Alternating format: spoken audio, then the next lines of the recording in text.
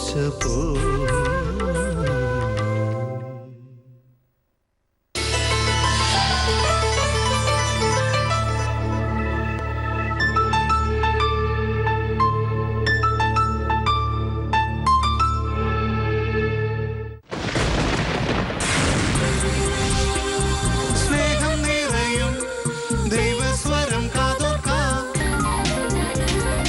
ആശ്വാസം നേടാം ഹൃത്തിനുള്ളിൽ ജീവൻ നൽകും വചനം തിരുവചനം.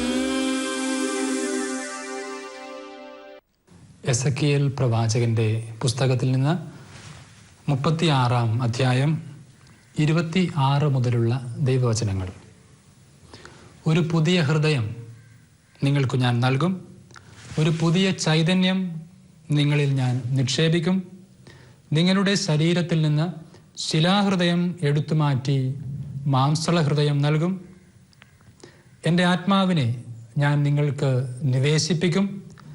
നിങ്ങൾ എൻ്റെ കൽപ്പനകൾ കാക്കുന്നവരും നിയമങ്ങൾ പാലിക്കുന്നതിൽ ശ്രദ്ധയുള്ളവരുമാക്കും. നിങ്ങളുടെ പിതാക്കന്മാർക്ക് ഞാൻ കൊടുത്ത ദേശത്ത് നിങ്ങൾ വസിക്കും. നിങ്ങൾ എൻ്റെ ജനവും ഞാൻ നിങ്ങളുടെ ദൈവവും ആയിരിക്കും. ഈശോയിൽ സ്നേഹം നിറഞ്ഞവരെ, 2010 ആദ്യ ദിനങ്ങളിലേക്ക് നാം കാലെടുത്ത് വെച്ചത് ഭാരതം കൗതുകകരമായ ഒരു പുതിയ നേട്ടം കൈവരിച്ചു എന്ന സന്ദേശവുമായിട്ടാണ്. ഭാരതത്തിലെ മൊബൈൽ ഉപഭോക്താക്കളുടെ എണ്ണം 50 കോടി കവിഞ്ഞു എന്നാണ് പറയുന്നത്.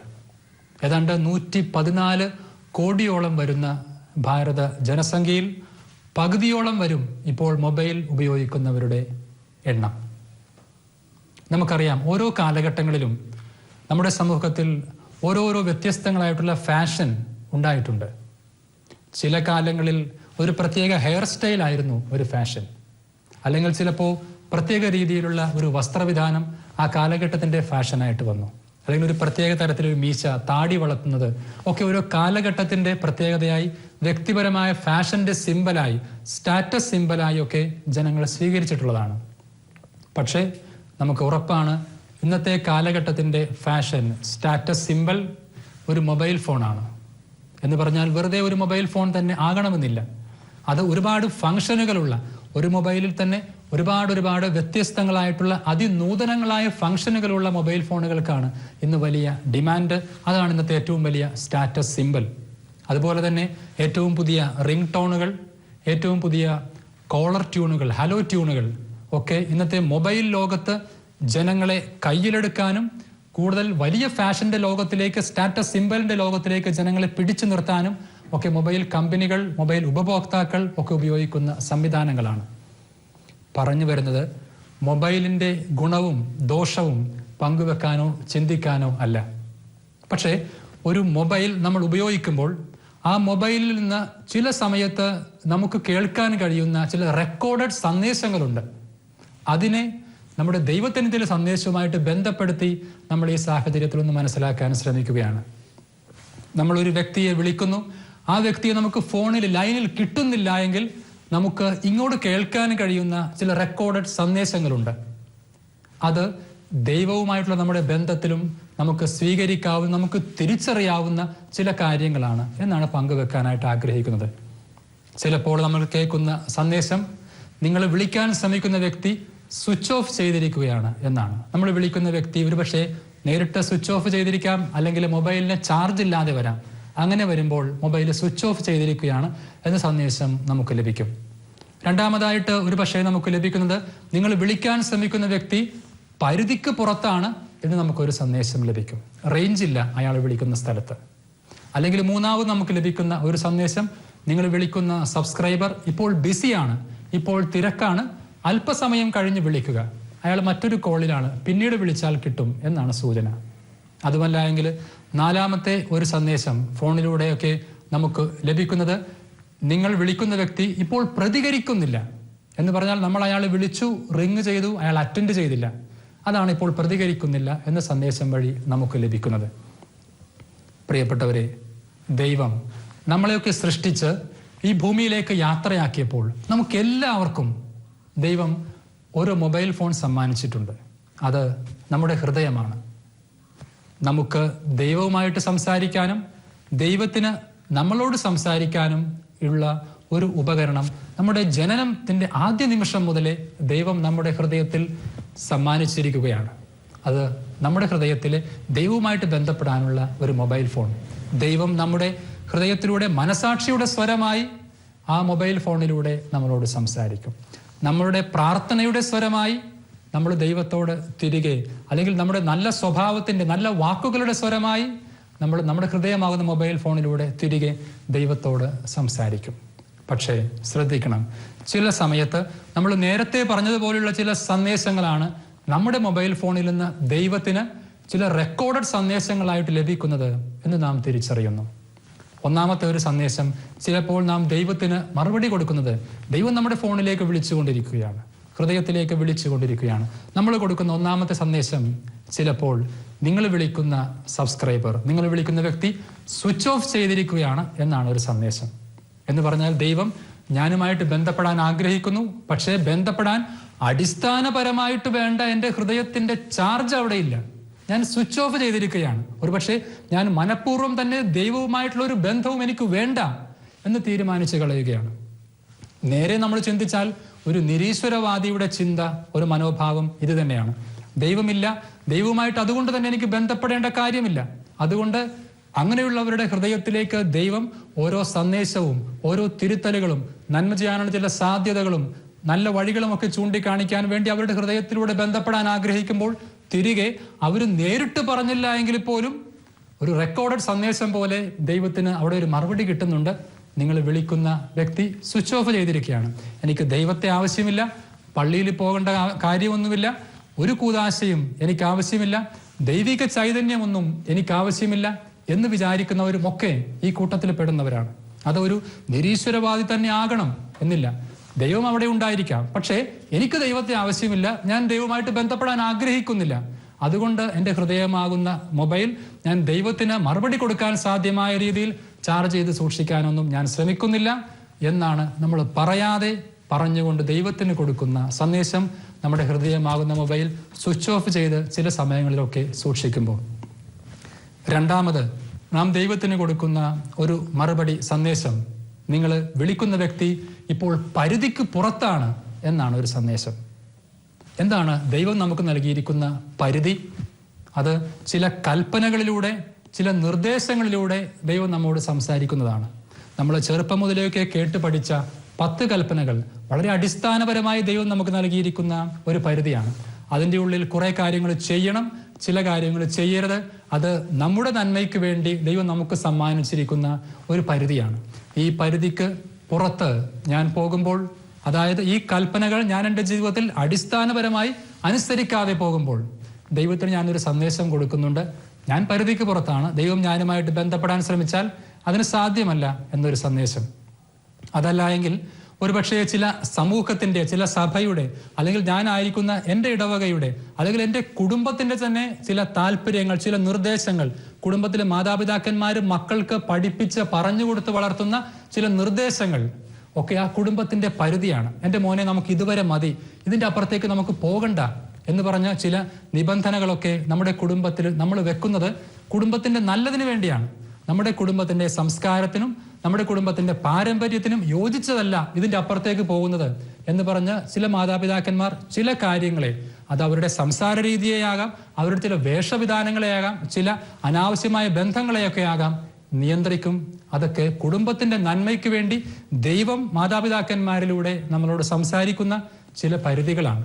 ആ പരിധികൾ ഞാൻ വേണ്ട എന്ന് വെക്കുന്നിടത്ത് ഞാൻ ദൈവത്തിന് കൊടുക്കുന്ന മറുപടി പരിധിക്ക് പുറത്താണ് എന്നാണ്. അത് ഒരു കുടുംബത്തിലൂടെ മാത്രമാകണമെന്നില്ല. എൻ്റെ ജോലി സ്ഥലത്ത് തരുന്ന ചില നിർദ്ദേശങ്ങളാകാം, അല്ലെങ്കിൽ ഞാനായിരിക്കുന്ന ഒരു മതബോധന ക്ലാസ്സിൽ എനിക്ക് ലഭിക്കുന്ന ചില നിർദ്ദേശങ്ങൾ. അതല്ല എങ്കിൽ പള്ളിയിലൊരു പ്രസംഗത്തിൽ ഒരു വൈദികൻ എനിക്ക് കൽപ്പിക്കുന്ന, അല്ലെങ്കിൽ ഇടവക ജനങ്ങൾക്ക് കൊടുക്കുന്ന നല്ലതെന്ന് വിചാരിക്കുന്ന ചില നിർദ്ദേശങ്ങൾ. അത് എനിക്ക് ദൈവം കൽപ്പിച്ചു തരുന്ന ഒരു പരിധിയാണ്. ആ പരിധിക്കുള്ളിൽ ഞാനായിരിക്കുന്നതാണ് ദൈവവുമായിട്ട് സ്ഥിരം ബന്ധമായിട്ട് സൂക്ഷിക്കാൻ എനിക്ക് നല്ലത്. അത് അല്ലാത്തിടത്ത് ദൈവത്തിന് സന്ദേശം പോകുന്നു, പരിധിക്ക് പുറത്താണ് എന്നൊരു സന്ദേശം. മൂന്നാമത്തെ ഒരു സന്ദേശം നാം ദൈവത്തിന് അറിയാതെ കൊടുക്കുന്നത്, നിങ്ങൾ വിളിക്കുന്ന വ്യക്തി ഇപ്പോൾ തിരക്കിലാണ്, ഇപ്പോൾ ബിസിയാണ്, പിന്നീട് വിളിക്കുക എന്നൊരു സന്ദേശമാണ്.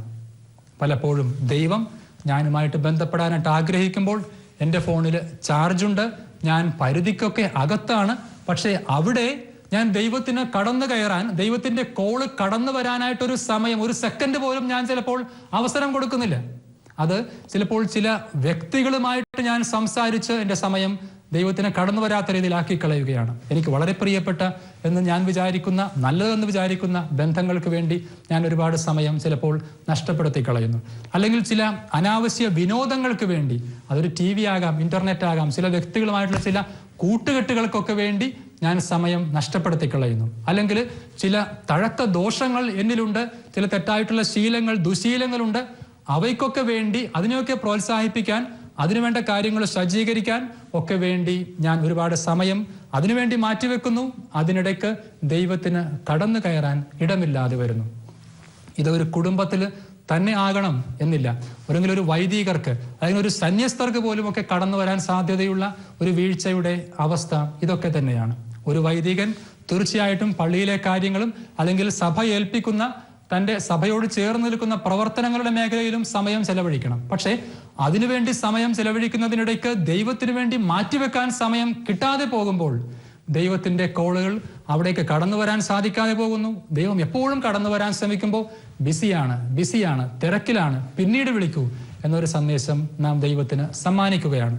ഒരുപക്ഷെ എൻ്റെ പള്ളിയിലെ നല്ലതെന്ന് ഞാൻ വിചാരിക്കുന്ന ഉത്തരവാദിത്തങ്ങൾക്ക് വേണ്ടി കുറെ അധികം സമയം ഞാൻ കളയുന്നുണ്ട്. പക്ഷെ അതിനിടയ്ക്ക് കുറച്ച് സമയം ദൈവത്തിനൂടെ കൊടുത്ത് എൻ്റെ ഹൃദയമാകുന്ന മൊബൈൽ ഒന്ന് ചാർജ് ചെയ്ത് സൂക്ഷിക്കാൻ ഞാൻ ശ്രദ്ധിക്കണം. അല്ലെങ്കിൽ ഞാൻ ഒരു കോൺവെന്റിലെ ഉത്തരവാദിത്തമുള്ള ഒരു സിസ്റ്റർ ആയിരിക്കാം, അല്ലെങ്കിൽ ഒരു മഠത്തിന്റെ അധിപയായിരിക്കാം, അല്ലെങ്കിൽ ഒരു സ്കൂളിന്റെ വലിയ ഉത്തരവാദിത്തമുള്ള ഒരു ഹെഡ് മിസ്ട്രസ്, ഒരു പ്രിൻസിപ്പൽ, ഇതൊക്കെ ആയിരിക്കാം. കുട്ടികൾക്ക് വേണ്ടി, സ്കൂളിന്റെ നല്ല പേരിന് വേണ്ടി, സ്കൂളിന്റെ നല്ല റിസൾട്ടിന് വേണ്ടി ഞാൻ അധ്വാനിക്കണം. നല്ലതാണ് അതൊക്കെ. പക്ഷേ അതിനൊക്കെ അടിസ്ഥാനമായിട്ട് ദൈവവുമായിട്ടുള്ള ഒരു ബന്ധം ഇടയ്ക്കിടയ്ക്ക് ഒന്ന് സൂക്ഷിക്കാൻ, ആ ഒരു കോണ്ടാക്ട് നഷ്ടപ്പെടുത്താതെ സൂക്ഷിക്കാൻ ഞാൻ ശ്രദ്ധിച്ചില്ല എങ്കിൽ കുറെ കഴിഞ്ഞ് ദൈവം എപ്പോൾ ശ്രമിച്ചാലും കിട്ടാതെ വരുമ്പോൾ ദൈവം പോലും ഉപേക്ഷിച്ച് കളയേണ്ട ചില അവസ്ഥകളൊക്കെ നമ്മുടെ ജീവിതത്തിലേക്ക് കടന്നു വരാൻ ഇടയാകരുത്. അതുകൊണ്ട് നമ്മുടെ ഹൃദയമാകുന്ന മൊബൈൽ അനാവശ്യമായിട്ട് എൻഗേജഡായിട്ട് ഇരിക്കാതിരിക്കാൻ നമ്മൾ ശ്രദ്ധിക്കണം എന്നാണ് പങ്കുവെക്കാനുള്ള സന്ദേശം. ചിലപ്പോൾ ഈ ഞാനെന്നൊരു വ്യക്തി, ഒരു ഉദാഹരണമായിട്ട് പറഞ്ഞാൽ, ഞാനെന്നൊരു വ്യക്തി ഇതാ ഈ ഒരു സന്ദേശം കൊടുക്കുന്നതിന് വേണ്ടിയുള്ള ഒരുക്കത്തിന് വേണ്ടി ഒരുപാട് സമയം ഞാൻ എടുക്കുന്നു. പക്ഷേ ഈ ഒരുക്കത്തിനിടയ്ക്ക് ഞാൻ അല്പനേരം പോലും ദൈവവുമായിട്ടൊരു ബന്ധപ്പെട്ട് ആവശ്യമുള്ള സന്ദേശം കൊടുക്കാൻ എന്നെ സഹായിക്കണം എന്നൊരു പ്രാർത്ഥന നടത്താൻ ഞാൻ സമയം കണ്ടെത്തുന്നില്ല എങ്കിൽ എൻ്റെ ശുശ്രൂഷയ്ക്ക്, എൻ്റെ വചന സന്ദേശത്തിന് അവിടെ ഒരു പവർ ഇല്ലാതെ പോകുന്നു, അവിടെ ഒരു ശക്തി നഷ്ടപ്പെട്ടു പോകുന്നുണ്ട്. അതുകൊണ്ട് എത്ര നല്ലതെന്ന് നാം വിചാരിക്കുന്ന ഒരു കാരുണ്യ പ്രവൃത്തിയാകാം, ചില കാരുണ്യ പ്രവർത്തനങ്ങൾ ചെയ്യുന്ന ചില ഗ്രൂപ്പുകളാകാം, അവയൊക്കെ പ്രവർത്തനങ്ങൾക്ക് വേണ്ടിയുള്ള ശ്രമത്തിനിടയിൽ ദൈവത്തിലേക്ക് അല്പമൊന്ന് പിന്മാറാനും ദൈവത്തിന് കടന്നു വരാനായിട്ടും ദൈവത്തിന്റെ കോളുകൾ നമ്മുടെ ഹൃദയ മൊബൈലിൽ റിങ് ചെയ്യിക്കാനും ഒക്കെ നമ്മൾ ശ്രദ്ധിച്ചില്ല എങ്കിൽ ജീവിതത്തിൽ വലിയ നഷ്ടങ്ങളും വലിയ വീഴ്ചകളും ഒക്കെ നമ്മൾ പോലും അറിയാതെ വന്നു പോകും എന്ന് നാം തിരിച്ചറിയണം. നാലാമത്, നമ്മൾ ദൈവത്തിന് കൊടുക്കുന്ന ഒരു സന്ദേശം, നിങ്ങൾ വിളിക്കുന്ന വ്യക്തി ഇപ്പോൾ പ്രതികരിക്കുന്നില്ല എന്നതാണ്. ഇത് വളരെ അപകടകരമായ ഒരവസ്ഥയാണ്. അതായത് ഞാൻ ദൈവത്തിന്റെ കോളുകൾ എടുക്കാൻ സാധ്യമായ രീതിയിൽ റേഞ്ചുള്ള സ്ഥലത്താണ്, ഞാൻ സ്വിച്ച് ഓൺ ചെയ്തിരിക്കുന്നു, എൻ്റെ മൊബൈൽ എൻഗേജ്ഡ് അല്ല, ദൈവത്തിന്റെ കോൾ എൻ്റെ മൊബൈലിൽ വന്ന് റിങ് ചെയ്യുന്നുണ്ട്. പക്ഷേ എനിക്കറിയാം ഞാൻ ആ കോൾ അറ്റൻഡ് ചെയ്താൽ ചില കാര്യങ്ങൾക്ക് എനിക്ക് ഉത്തരം കൊടുക്കേണ്ടി വരും. ചില കാര്യങ്ങൾ, ചില പെരുമാറ്റങ്ങൾ, ചില സ്വഭാവങ്ങൾ, ചില ദോഷങ്ങൾ, എൻ്റെ ജീവിതത്തിലുള്ള ചില ദുശീലങ്ങൾ, ഇവയൊക്കെ മാറ്റേണ്ടി വരും. ചില കാര്യങ്ങൾ നന്മയിൽ ജീവിക്കണം, നല്ലത് ചെയ്യണം എന്ന് പറഞ്ഞുകൊണ്ട് ദൈവം എൻ്റെ മനസാക്ഷിയുടെ സ്വരത്തിലൂടെ എന്നോട് സംസാരിച്ച് എന്നെ ശല്യപ്പെടുത്തും. എൻ്റെ അത്രയും നാളത്തെ ചില സന്തോഷങ്ങൾ, ചില രഹസ്യ സന്തോഷങ്ങൾ വരെ ദൈവത്തിന് ചില വാക്കുകൾ വഴി എൻ്റെ ഹൃദയത്തിലേക്ക് സ്വാധീനിക്കാനായിട്ട് ഇടവരും. അത് വേണ്ട, അത് അറ്റൻഡ് ചെയ്താലല്ലേ കുഴപ്പമുള്ളൂ. അതുകൊണ്ട് അവിടെ കിടന്ന് അത് റിങ് ചെയ്ത് കൊള്ളട്ടെ, റിങ് ചെയ്ത് അവസാനിക്കട്ടെ. റിങ് ചെയ്ത് അവസാനിക്കുമ്പോൾ ദൈവത്തിന് സന്ദേശം പോകും, നിങ്ങൾ വിളിക്കുന്ന വ്യക്തി ഇപ്പോൾ പ്രതികരിക്കുന്നില്ല എന്നൊരു സന്ദേശം. പ്രിയപ്പെട്ടവരെ, ഓരോ ദിവസവും ഒരുപക്ഷെ പ്രഭാതത്തിൽ ഞാൻ ദിവ്യബലിക്ക് പോകാം എന്ന് വിചാരിച്ച് ഒരു അലാം വെക്കുന്നു. അലാം അവിടെ കിടന്നടിക്കുന്നു. ശ്രദ്ധിക്കണം, ദൈവത്തിന്റെ റിംഗ് ടോൺ ആണ് അവിടെ കിടന്നടിക്കുന്നത്. ഞാൻ അത് അറ്റൻഡ് ചെയ്യുകയും എനിക്ക് കുർബാനയിൽ സംബന്ധിക്കാൻ, അല്ലെങ്കിൽ ആധ്യാത്മിക കാര്യങ്ങൾ ചെയ്യാൻ, എനിക്ക് വചനം വായിക്കാൻ, നല്ല കാര്യങ്ങൾ കേൾക്കാൻ ഒക്കെ ലഭിക്കുന്ന അവസരങ്ങൾ ദൈവം ഒരുക്കുന്നത് ദൈവത്തിൻ്റെ ചെറുതും വലുതുമായ റിംഗ് ടോണുകൾ എൻ്റെ ഹൃദയമാകുന്ന മൊബൈലിൽ റിംഗ് ചെയ്യുകയാണ്. അത് ഞാൻ അറ്റൻഡ് ചെയ്യാനും അതനുസരിച്ച് എൻ്റെ ജീവിതത്തെ ക്രമപ്പെടുത്താനും ഞാൻ തയ്യാറായാൽ അതിൻ്റെ നന്മയും അതിൻ്റെ സന്തോഷവും അതിൻ്റെ അനുഗ്രഹവും എന്നോട് കൂടെ തന്നെയാണ്. അല്ലെങ്കിൽ ചില കൂദാശകൾ ഞാൻ സ്വീകരിക്കുന്ന കാര്യത്തിലാകാം. ഞാൻ പള്ളിയിൽ പോയി കുറെ നാളായി കുമ്പസാരിച്ചിട്ട് അവിടെ ഒരു വൈദികൻ കുമ്പസാരിപ്പിക്കാനിരിക്കുന്നു. അത് ദൈവത്തിൻ്റെ ഒരു റിംഗ് ടോൺ ആണ്. ഞാനത് നോക്കുമ്പോൾ ഞാൻ എഴുന്നേറ്റ് ചെന്ന് നല്ല ഒരുക്കത്തോടുകൂടെ കുമ്പസാരിക്കാൻ ദൈവം അവിടെ എൻ്റെ മൊബൈലിൽ ഒരു കോൾ വന്നു നിൽക്കുകയാണ്. ദൈവത്തിൻ്റെ ഒരു കോൾ, ഒരു മാനസാന്തരത്തിലൂടെ ഒരു നല്ല ജീവിതത്തിലേക്കുള്ള ഒരു തിരിച്ചുവരവ് നീ നല്ലൊരു കുമ്പസാരം വഴി ചെയ്യുക എന്ന് പറയുന്ന ഒരു റിംഗ് ടോൺ. അല്ലെങ്കിൽ എൻ്റെ ജീവിതം ഒരു ധ്യാനം കൂടാനായിട്ട് ഞാൻ കുറേ ദിവസമായിട്ട് ആലോചിക്കുന്നു, അത് വേണോ വേണ്ടയോ എന്നൊക്കെ ആലോചിക്കുന്നിടത്ത് ആരൊക്കെയോ ഇന്ന സ്ഥലത്തൊരു ധ്യാനമുണ്ട്, നിനക്ക് ഇന്ന സൗകര്യം പോലെ അത് ചെയ്ത് പോകാൻ പാടില്ലേ എന്നെനിക്കൊരു നിർദ്ദേശം നൽകുന്നു. ദൈവത്തിൻ്റെ റിംഗ് ടോൺ ആണത്. ദൈവം നമ്മളോട് അവിടെ സംസാരിക്കുന്നു. ആ അവസരം പ്രയോജനപ്പെടുത്തുക. നിന്റെ ജീവിതത്തിൽ ദൈവം കടന്നു വരാനായിട്ട് ആഗ്രഹിക്കുന്നു. ദൈവത്തിൻ്റെ കോൾ നീ അവിടെ അറ്റൻഡ് ചെയ്യുക എന്ന് പറയുന്ന ദൈവത്തിൻ്റെ ഒരു സന്ദേശം. ശ്രദ്ധിക്കണം, അനാവശ്യമായി ഒരു അശ്രദ്ധ കൊണ്ട് അല്ലെങ്കിൽ മനഃപൂർവ്വമായിട്ട് തന്നെ ദൈവത്തിൻ്റെ കോൾ അറ്റൻഡ് ചെയ്യാൻ ഞാൻ മടി കാണിക്കരുത് എന്നാണ് ശ്രദ്ധിക്കേണ്ട ഒരു കാര്യം. ഇനി മൊബൈലിൽ നമുക്ക് കേൾക്കാൻ സാധ്യതയുള്ള മറ്റൊരു മറുപടിയുണ്ട്. നമ്മൾ ഇതിനൊക്കെ അപ്പുറം ദൈവത്തിൻ്റെ കോള് നമ്മൾ അറ്റൻഡ് ചെയ്തു, ദൈവവുമായിട്ട് സംസാരിച്ചു, ഇടയ്ക്ക് നമ്മൾ കോളൊന്ന് ഹോൾഡ് ചെയ്യുന്നു. അപ്പോഴും ദൈവത്തിന് ഒരു മറുപടി സന്ദേശം പോകുന്നുണ്ട്. നിങ്ങൾ വിളിക്കുന്ന വ്യക്തി ഇപ്പോൾ നിങ്ങളുടെ ഫോൺ ഹോൾഡ് ചെയ്തിരിക്കുകയാണ്, ദയവായിട്ട് കാത്തു നിൽക്കുക. പലപ്പോഴും ദൈവത്തെ ഇങ്ങനെ ഹോൾഡ് ചെയ്യാൻ വിട്ടിട്ട് നമ്മൾ മറ്റു ചില കോളുകൾ അറ്റൻഡ് ചെയ്യാൻ പോകുന്നു, മറ്റു ചില കാര്യങ്ങളിൽ വ്യാപൃതരാകുന്നു. ദൈവം അനേകം സമയം അവിടെ കോൾ വെയിറ്റിങ്ങിൽ കിടക്കുന്നു. അവസാനം നമ്മൾ മറ്റാരോടൊക്കെയോ സംസാരിച്ച് നമ്മുടെ ഫോൺ അവിടെ വെച്ച് നമ്മൾ പോകുന്നു. അത്രയും നേരം കാത്തുനിന്ന ദൈവം വിഷമിച്ച് തൻ്റെ കോള് അവിടെ അവസാനിപ്പിക്കേണ്ട അവസ്ഥ. അക്ഷരാർത്ഥത്തിൽ ഇതൊക്കെ നമ്മുടെ ചില കുടുംബ പ്രാർത്ഥനകളിൽ അല്ലെങ്കിൽ വ്യക്തി പ്രാർത്ഥനകൾക്ക് വേണ്ടി നമ്മൾ മാറ്റിവെക്കുന്ന സമയത്ത് സംഭവിക്കുന്ന കാര്യങ്ങളാണ്. കുടുംബ പ്രാർത്ഥനയൊക്കെ ആരംഭിച്ച് അല്പസമയം കഴിഞ്ഞപ്പോൾ ആരൊക്കെയോ ഒരു ഫോൺ വന്നു, അല്ലെങ്കിൽ ആരെങ്കിലും നമ്മളെ കാണാൻ വന്നു. നമ്മൾ ആ പ്രാർത്ഥന നിർത്തി ആ കോൾ അറ്റൻഡ് ചെയ്യാൻ പോകുന്നു. എല്ലാവരോടും ചിലപ്പോൾ ആ ഫോണിന്റെ വിശേഷങ്ങൾ പറയുന്നു, അല്ലെങ്കിൽ ആരെങ്കിലും കാണാൻ വന്നു, ഒരു വിവാഹത്തിന് ക്ഷണിക്കാൻ വന്നു, വലിയൊരു സന്തോഷത്തിന് വേണ്ടി കടന്നു വന്നു, കുടുംബത്തിൽ സന്ദർശിക്കാൻ വന്നു. ആ സന്ദർശനത്തിന് തിരക്കിനിടയിൽ പിന്നെ പ്രാർത്ഥന ആ ബാക്കി വെച്ചിടത്ത് അവിടെ അവസാനിക്കുന്നു. വന്നു പോയവര് പോയി കഴിഞ്ഞിട്ടും നമ്മൾ തിരികെ പ്രാർത്ഥനയിലേക്ക് ഒരുപക്ഷെ മടങ്ങാതെ പോകുന്നു. നമുക്ക് വേണ്ടി അനുഗ്രഹങ്ങൾ, നമ്മൾ അത്രയും നാൾ പ്രാർത്ഥിച്ചതിന് അനുഗ്രഹങ്ങൾ തരാനായിട്ട് തയ്യാറായി നിൽക്കുന്ന ദൈവം അത് നമ്മുടെ കൈകളിലേക്ക് വെച്ചു തരാനാവാതെ നിരാശനായി ഒരുപക്ഷെ മടങ്ങിപ്പോകേണ്ട ഒരവസ്ഥ. ഒരു കൊച്ചു കഥയുണ്ട്. ഒരു സ്ത്രീ ഒരിക്കൽ ഷോപ്പിങ്ങിന് പോയി.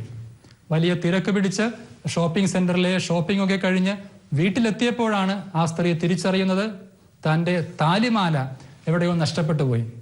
ആ സ്ത്രീ എത്രയും പെട്ടെന്ന് തന്നെ ആ ഷോപ്പിംഗ് സെന്ററിലേക്ക് വിളിച്ചു. എൻ്റെ ഒരു താലിമാല ഇതുപോലെയൊക്കെ ഇരിക്കും, ഈ ലക്ഷണങ്ങളോട് കൂടിയ ഒരു താലിമാല നഷ്ടപ്പെട്ടു പോയിട്ടുണ്ട്, നിങ്ങൾ ആർക്കെങ്കിലും അവിടെ കിട്ടിയോ എന്നൊന്ന് അന്വേഷിക്കുക.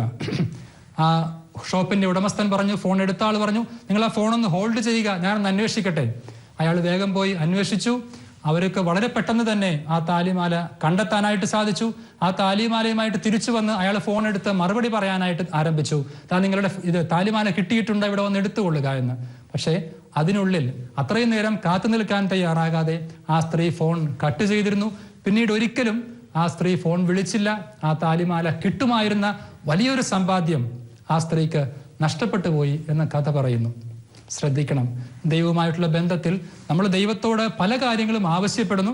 ആ ആവശ്യപ്പെട്ട് പ്രാർത്ഥനയ്ക്കിടയിൽ നമ്മൾ ഒരുപക്ഷെ ഒരു വേള ഒന്ന് നിർത്തിയിട്ട് മറ്റു ചില കാര്യങ്ങൾക്കൊക്കെ പോകുന്നു. ദൈവം നമ്മൾ ആഗ്രഹിച്ച പ്രാർത്ഥനയൊക്കെ സമ്പാദിച്ചുകൊണ്ട് നമ്മൾക്ക് തരാനായിട്ട് കടന്നു വരുമ്പോൾ നമ്മൾ അങ്ങേ തലയ്ക്കൽ ഫോണിലില്ല, ദൈവമായിട്ടുള്ള ബന്ധത്തിലില്ല. ചിലപ്പോൾ പിന്നീട് ഒരിക്കലും ദൈവമായിട്ടുള്ള ബന്ധത്തിലേക്ക് വരുന്നില്ല. നേരത്തെ ചോദിച്ച ആവശ്യം ഞാൻ ദൈവത്തോട് പിന്നീട് ആവശ്യപ്പെടുന്നില്ല. വളരെ നിസ്സാരമെന്ന് തോന്നുന്ന ചില അവഗണനകൾ നമ്മുടെ ജീവിതത്തിൽ ദൈവത്തിൻ്റെ മുമ്പിൽ നാം നടത്തുന്നുണ്ട് എന്ന് നാം ഓർമ്മിക്കണം. അതുകൊണ്ട് ദൈവമായിട്ടുള്ള ബന്ധത്തിൽ ഇടയ്ക്ക് വന്നേക്കാവുന്ന ചില കോൾ വെയിറ്റിംഗ് മെസ്സേജുകൾ ദൈവത്തിന് അനാവശ്യമായിട്ട് കൊടുക്കാതിരിക്കുക. അത്യാവശ്യം കൊടുക്കേണ്ടി വന്നാലും എത്രയും പെട്ടെന്ന് തിരിച്ചെത്തി, ദൈവമേ ഞാൻ അല്പം തിരക്കിൽ മാറിപ്പോയതാണ്, നമുക്ക് വീണ്ടും സംസാരിക്കാം എന്ന് പറഞ്ഞ് ദൈവവുമായിട്ടുള്ള ഒരു സൗഹൃദ സംഭാഷണം, ദൈവമായിട്ടുള്ള ഒരു പ്രാർത്ഥനയുടെ ബന്ധം, മനസാക്ഷിയുടെ സ്വരത്തിലൂടെ ദൈവം സംസാരിക്കുന്നതിന് എൻ്റെ മറുപടി കൊടുക്കാൻ ഞാൻ സമയം കണ്ടെത്തണം എന്ന് ഓർമ്മിക്കണം. അടിസ്ഥാനപരമായി എല്ലാ മൊബൈലുകളും എപ്പോഴും ചാർജ് ചെയ്ത് സൂക്ഷിക്കാൻ നമ്മൾ ശ്രദ്ധിക്കാറുണ്ട്. നമുക്കറിയാം, എത്ര നല്ല സ്റ്റാൻഡേർഡ് കൂടിയ മൊബൈലും ഒരുപക്ഷെ 2 ദിവസം വരെയൊക്കെ ഫുൾ പവറായിട്ട് ഒരു റീചാർജ് ചെയ്യാതെ നിലനിന്നേക്കാം. അത് കഴിഞ്ഞാൽ എത്രയും പെട്ടെന്ന് ചാർജർ കുത്തി നമ്മളതിനെ ചാർജ് ചെയ്യും. ചിലപ്പോൾ യാത്രയിലൊക്കെ ആയിരിക്കുമ്പോൾ, നമ്മളൊരു ദീർഘയാത്രയൊക്കെ ചെയ്യുമ്പോൾ അത്യാവശ്യമായിട്ട് നമ്മൾ മൊബൈൽ നമ്മുടെ കയ്യിൽ സൂക്ഷിക്കുന്നതിനൊപ്പം അതിൻ്റെ കൂടെ എടുത്ത് വെക്കാനായിട്ട് നമ്മൾ ശ്രദ്ധിക്കുന്ന ഒരു കാര്യം മൊബൈലിൻ്റെ ചാർജറാണ്. അതുപോലെ ദൈവത്തിൻ്റെ മൊബൈൽ ആകുന്ന ഹൃദയവുമായിട്ട് നമ്മൾ എത്ര ദൂരെ, എത്ര അകലേക്ക് പോകട്ടെ, അതിൻ്റെ ഒപ്പം ആ മൊബൈലിൻ്റെ ചാർജറുകൾ കൂടി എപ്പോഴും നമ്മുടെ കൂടെ കരുതാനായിട്ട് നമ്മൾ തയ്യാറാകണം. എന്താണ് ദൈവം നമുക്ക് സമ്മാനിച്ച ഹൃദയമാകുന്ന മൊബൈലിൻ്റെ റീചാർജ് ചെയ്യാൻ നമുക്ക് സഹായിക്കുന്ന കാര്യങ്ങൾ?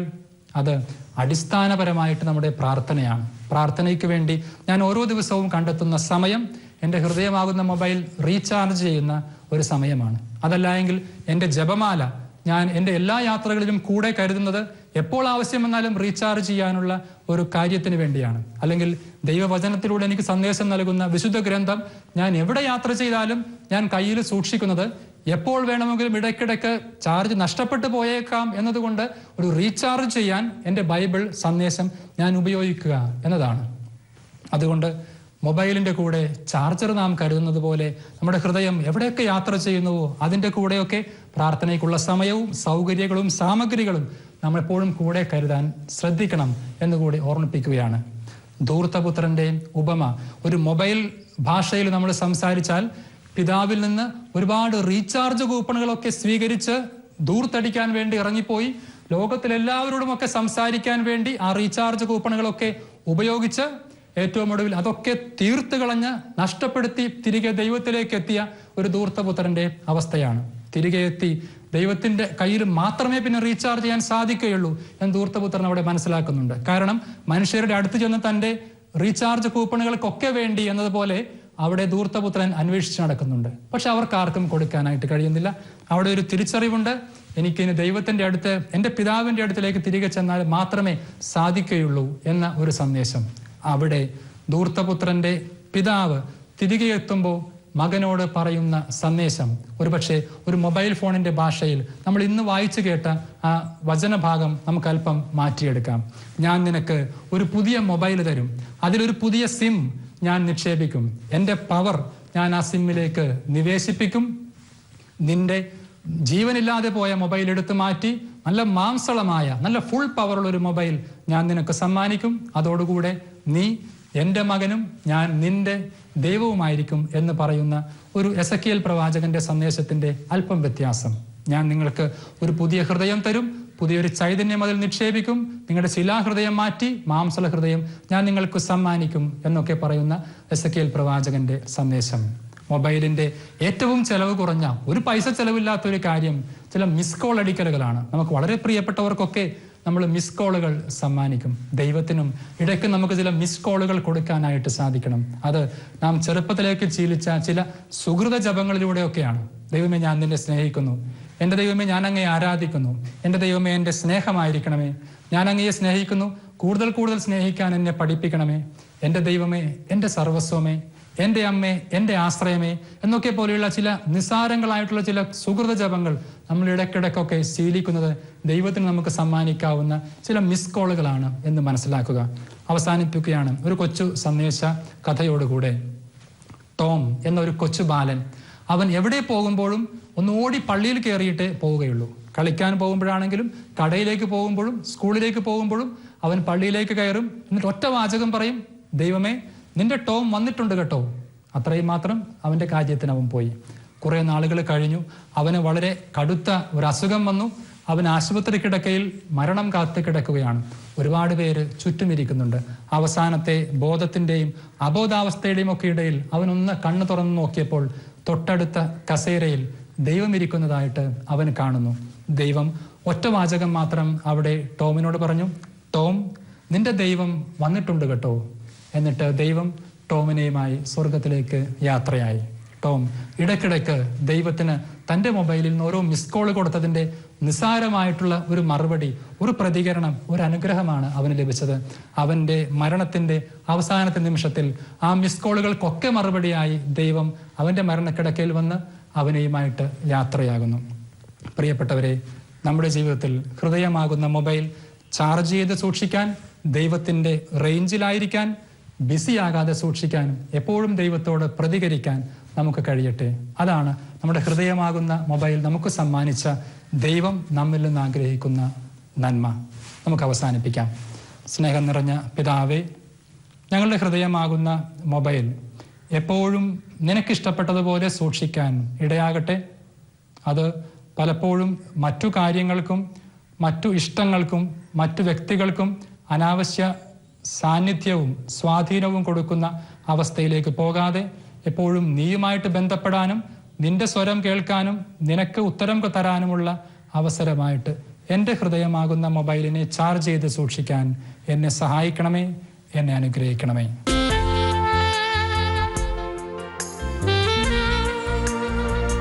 അവൻ സത്യ ദൈവത്തിന്റെ പുത്രനാണെന്ന് ഹൃദയത്തിൽ വിശ്വസിക്കുകയും അധരങ്ങൾ കൊണ്ട് ഏറ്റുപറയുകയും ചെയ്യുന്നവൻ രക്ഷ പ്രാപിക്കും. യേശു കർത്താവാണെന്നും യേശു ദൈവമാണെന്നും ഞാൻ വിശ്വസിക്കുന്നു. ദൈവത്തെ ആരാധിക്കുന്ന നിങ്ങളുടെ സമൂഹത്തിലേക്ക് അനുഗ്രഹങ്ങൾ വർഷിക്കപ്പെടുന്ന നിമിഷങ്ങളാണിത്. ശക്തി ദൈവശക്തി പരിശുദ്ധാത്മശക്തി. പ്രൈസ് ആൻഡ് വർഷിപ്പ് നാളെ രാത്രി 10 മണിക്ക്.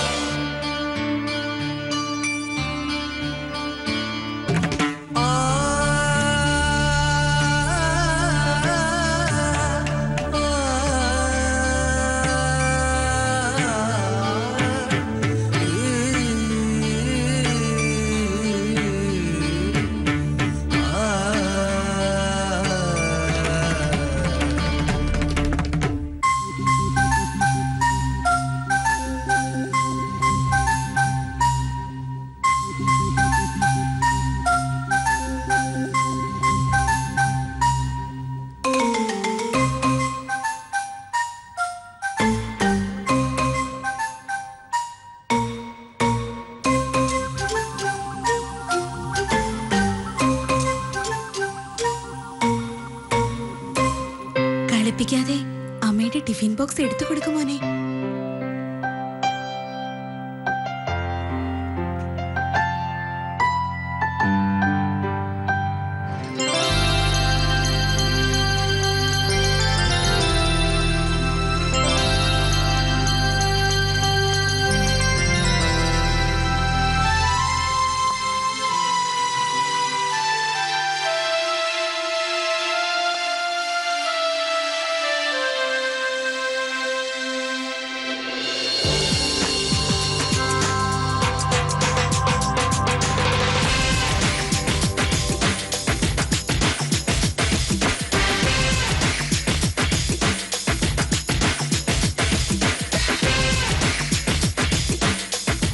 അരുത് മോനെ, അരുത്, വേണ്ട.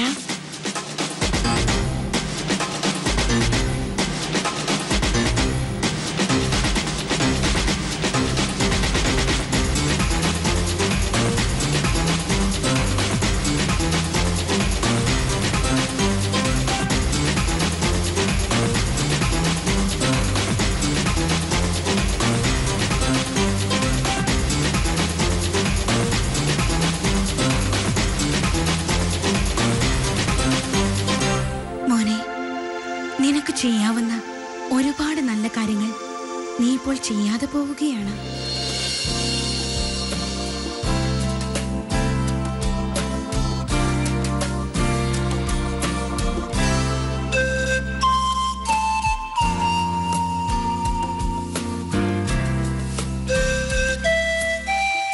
ഇപ്പോഴാ നീ മിടുക്കനായത്.